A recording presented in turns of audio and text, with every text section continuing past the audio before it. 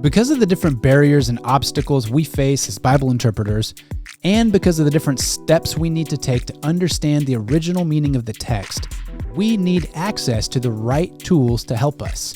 And here are the 5 beginner resources I recommend the most to students. These will help you with every step of the process. Number 1 is a study Bible. Get yourself a study Bible.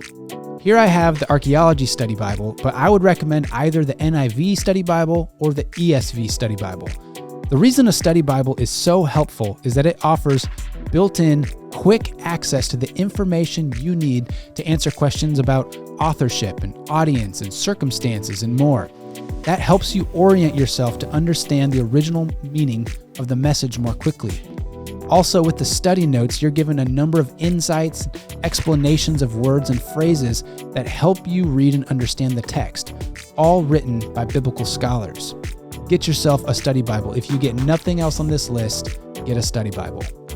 Okay, number 2 is the book, How to Read the Bible for All It's Worth. I have the 3rd edition right here, but this is a short book, now in its 4th edition, that will help you navigate the question of genres and how to read them. This book will give a great starter insight into how the different types of literature read and communicate differently, and how we should approach the different books. If you want to know how stories communicate differently from poetry or parables or prophecy, this is a fantastic, highly readable starting point that I highly recommend. Okay, 3rd, background books. Background books like these are going to help you dive into the original context through helpful notes on different phrases, words, ideas, all throughout the Bible, most of which we don't use today. These sources help you bridge the gap of time, culture, worldview, and language between you and the text. They're immensely helpful for determining the original meaning the author would have intended for the original audience. Okay, number 4 is a dictionary. We said that we need to know what the words are that are used in a message in order to understand it. However, the thing is that biblical languages in the Old and New Testaments use all sorts of key words and phrases and concepts that are uncommon to readers today because they come from a very different time and place. They also very often build on background words and concepts from other places earlier in the Bible that give them extra meaning, or words or descriptors about items from other cultures, and we need to be able to access them.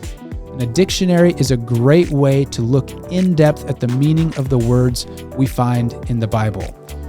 What I have here as an example is Illustrated Bible Dictionary from Zondervan, but I highly recommend both the Mounce Dictionary on the Old and New Testament words or the Baker Expository Dictionary of Biblical Words. Both are great, but a dictionary is a great way to dig into the meaning of the words. Okay, number 5, the last tool that I often recommend is a commentary. A commentary is going to be a very beefed up version of a study Bible, which gives in-depth explanations and analysis, often verse by verse or paragraph by paragraph. These are also going to give more in-depth discussion about the author, audience, circumstances, as well as give some discussion about the genre. Many commentaries even offer some reflections about how the verses can be applied today, so these are very helpful resources. As of recording, there are some free commentaries available at places like BibleGateway.com, but it is a great thing to start investing in a commentary in order to start building your library. Here are a couple options I recommend to start with. The first, maybe the best starting point, is a 1-volume commentary such as this one from Zondervan or one like it from IVP. These give you insight and explanation on the entire Bible, all 66 books in one resource. But another option to go just a bit more in depth would be to start collecting a multi-volume set of commentaries. One I would recommend is the Expositor's Commentary set. These group a few books of the Bible together and offer more in-depth explanation by a specialist on that book.